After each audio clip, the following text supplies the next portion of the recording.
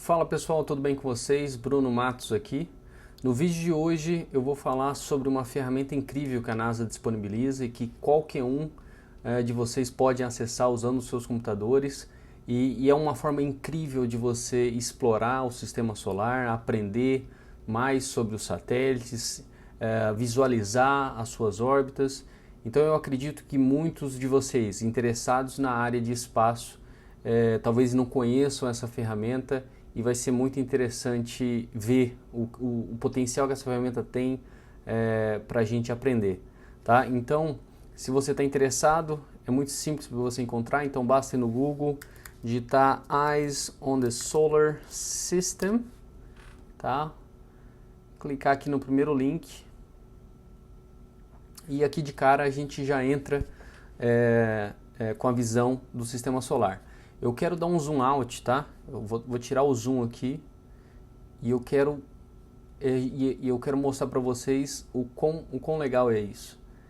A gente consegue ver, né, aqui a imagem da nossa Via Láctea, tá? Da nossa galáxia. Então aqui tá praticamente 1 bilhão de estrelas, né?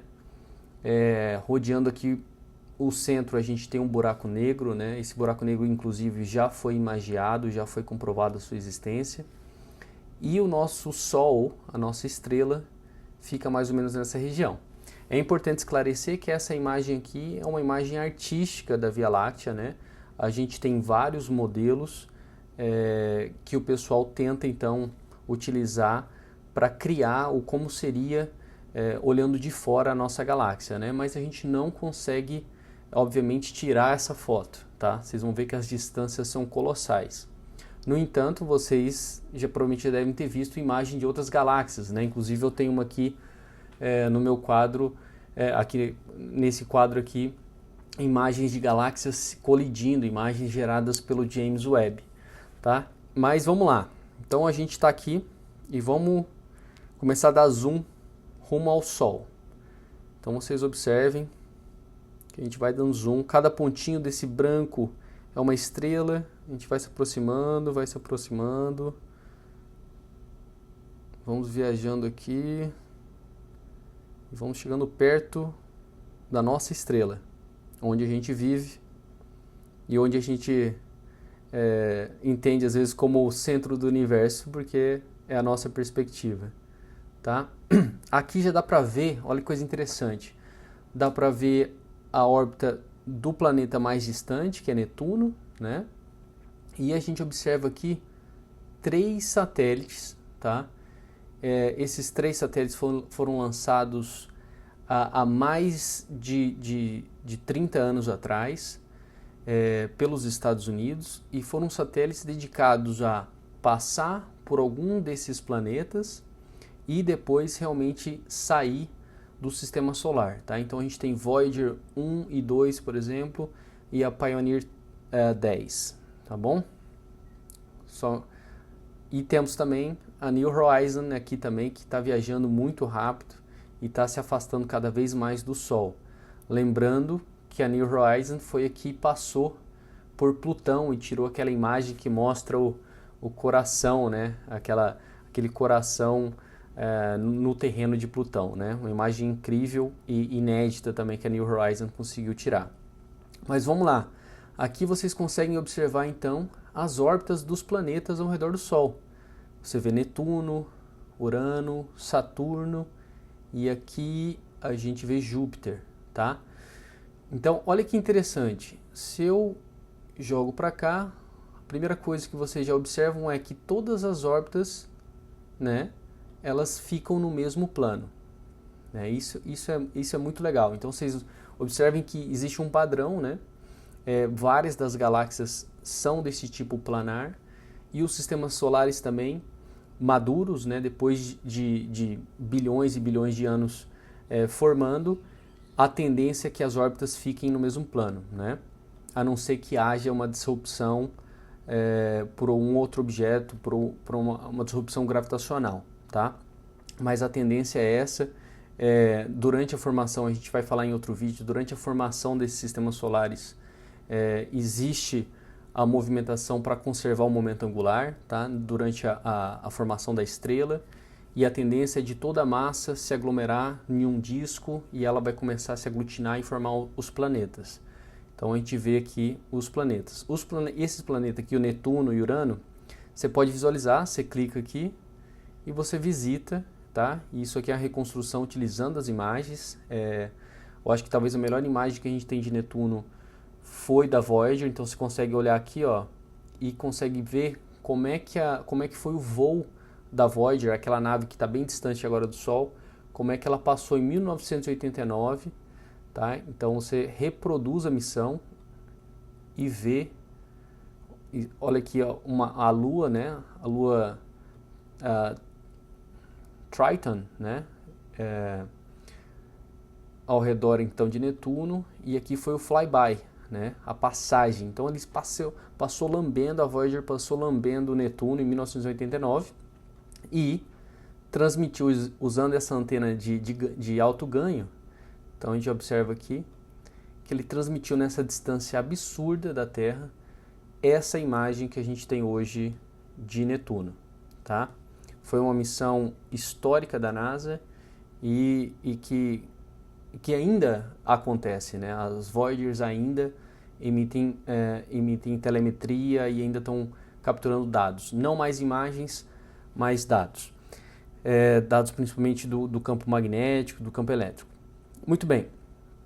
Temos também aqui outras órbitas, mas uma coisa interessante que eu gosto de chamar a atenção é o seguinte: observe onde que estão os planetas rochosos.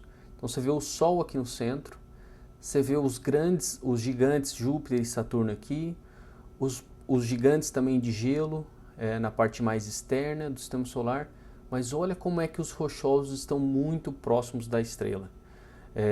Planeta Terra, Vênus, Marte e Mercúrio, né, que são os planetas rochosos, se encontram bastante próximos do Sol. Então a gente vai dando zoom e aí a gente dá de cara então com a órbita de Marte. Então você consegue comparar a escala, né, da distância de Marte para Júpiter, depois para Saturno, depois para Uranus e depois para Netuno. Mas vamos lá. Então temos Marte, depois Terra, depois Vênus e Mercúrio, beleza? Mas olha que interessante, a gente consegue ver as várias missões que estão ocorrendo e onde estão esses satélites. Cada missão dessa aqui busca responder algum tipo de resposta, busca responder algum tipo de questão científica, ou relacionado à Terra, ou relacionado muitas vezes ao cinturão de meteoros que aqui rodeiam perto entre Marte e Júpiter, tá? Então, e outra missão incrível que está acontecendo é a da Parker Solar Probe, que você pode ver que ela tem essa órbita bastante elíptica. Ela sobe aqui para o que a gente chama de apogeu, depois ela vem com muita velocidade e passa lambendo o Sol, tá? E cada vez que a Parker Solar Probe passa no Sol, se a gente entrar, ó, dá para ver como é que funciona esse satélite. Esse satélite tem um escudo térmico gigantesco, né? E cada vez que ela vai para perto do Sol, ela retrai esses painéis solares, fica com esse escudo sempre apontado para o Sol e consegue ainda coletar muitos dados científicos, tá bom? Então é uma missão extremamente incrível que a NASA está conduzindo e que você pode acompanhar por aqui. Então eu quero aproveitar para mostrar para vocês o que a gente tem na Terra e explicar mais ou menos as órbitas mais comuns que a gente tem de satélite. Então se a gente clicar e vir aqui para o nosso planeta Terra, você já vê que tem um volume muito gigantesco de satélites. E lembrando que esses satélites que estão aqui à mostra são satélites ou da NASA ou da Agência Espacial Europeia, a ESA, tá? Não estão aqui todos os satélites, né? Senão seria muito complicado até de visualizar. Mas o que eu quero chamar a atenção aqui é para os principais tipos de órbita que a gente coloca o satélite, né? A órbita mais comum é essa órbita baixa, onde os satélites aqui passam realmente muito próximo da atmosfera terrestre, né? Então você imagina ter o globo aqui, a atmosfera mais densa fica mais ou menos até 60 km de altitude. A gente considera espaço, né, por definição, acima de 100 km de altitude. Então, esses satélites que estão aqui, que a gente chama de baixa órbita, eles geralmente estão voando por volta de 300, 400, 500, 600 até 700 quilômetros. Esses satélites, tá, estão aqui. Então, você pode explorar e clicar em qualquer um desses satélites e entender um exemplo clássico, né, que é visível a olho nu, geralmente perto do pôr do sol, logo após o pôr do sol. Você consegue ver os reflexos parecendo uma estrela em movimento no céu, que é da Estação Internacional. Então você pode ver aqui que ela está passando ali perto da Turquia, né, nesse exato momento. Então você pode dar um zoom, explorar a estação, entender como é que ela funciona, por onde que os astronautas entram na estação, né, o que a gente chama de docking port, né, as portas de docking. A gente vê por onde os astronautas tiram as fotos, né. Essa aqui é uma estação de visualização, onde muitos astronautas tiram fotos e mostram a Terra lá de cima, tá? Então essa é a Estação Espacial Internacional, né, formada aí por um grupo de países, e é hoje o maior satélite que a gente tem, né, claro, feito pelo homem, né, porque senão seria a Lua, mas é o maior satélite que a gente tem em volta da Terra, tá? Muitas e muitas toneladas, foram várias e várias missões para conseguir montar essa estação espacial, que inclusive está com seus dias contados, né?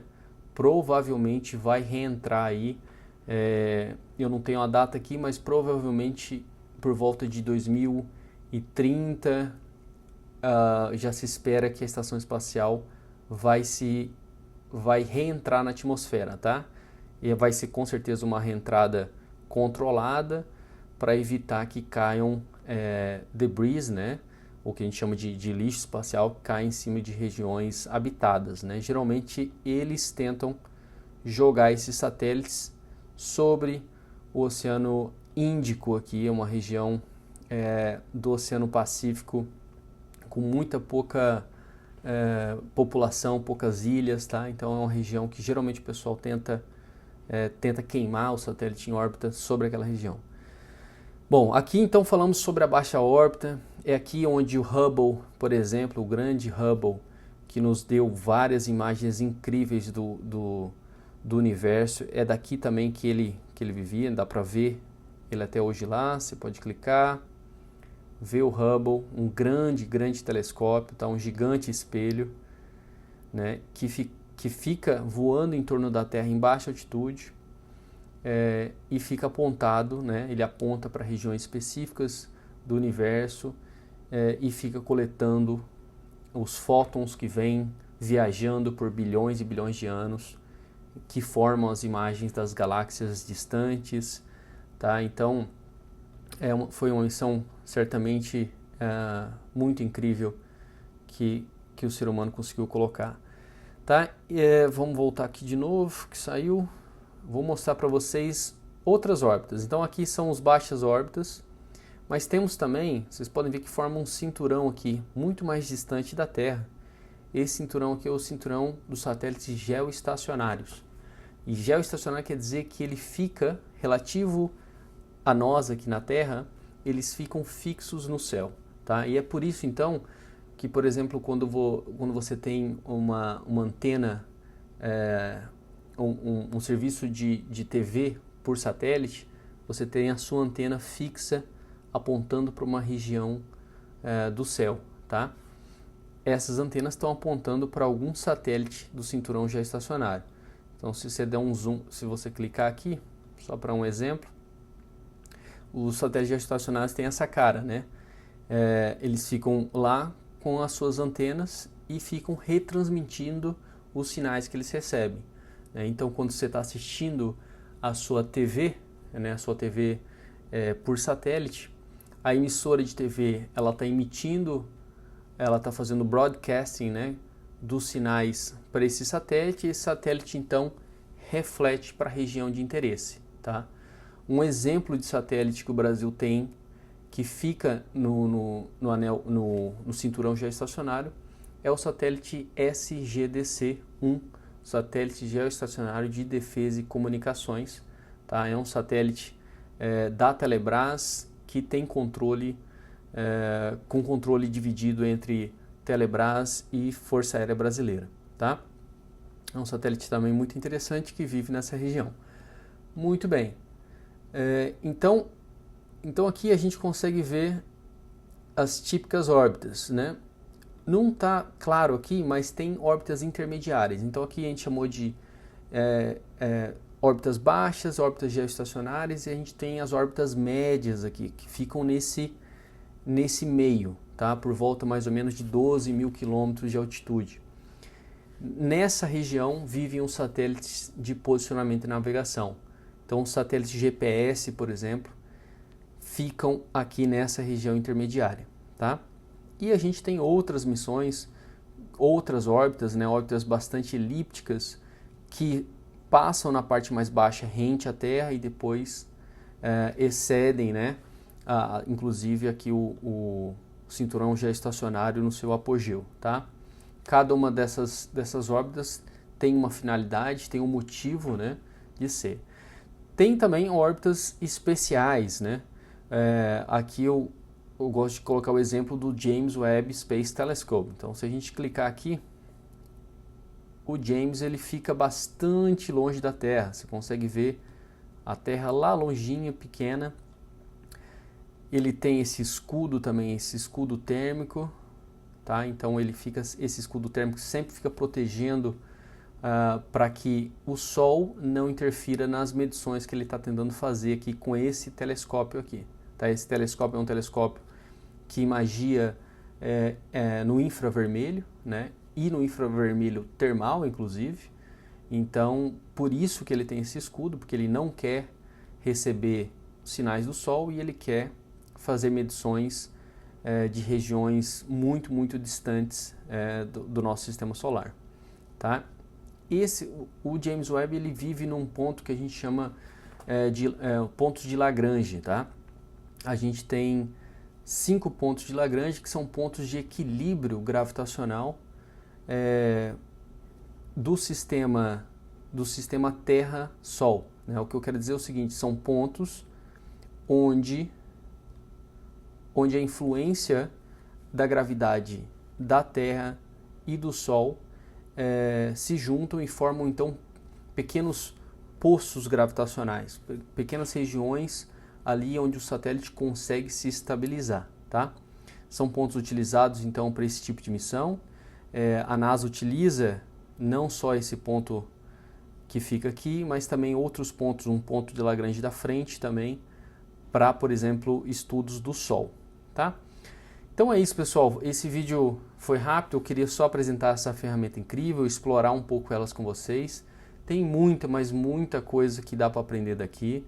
Então, assim, eu recomendo para todos vocês que têm interesse, que querem aprender um pouco mais sobre esse fascinante mundo do espaço, que utilizem essa ferramenta, naveguem, tentem aprender sobre as missões, conheçam os planetas, e quando vocês começarem a olhar para o céu estrelado, eu tenho certeza que vocês vão ter uma satisfação muito maior, porque vocês vão estar entendendo a riqueza e a beleza do universo. Então é isso, pessoal. Se você gostou desse vídeo, dê um like. Se você gosta desse tipo de conteúdo, segue meu canal, que eu pretendo aqui compartilhar mais e mais conteúdos interessantes para vocês. Muito obrigado e até a próxima.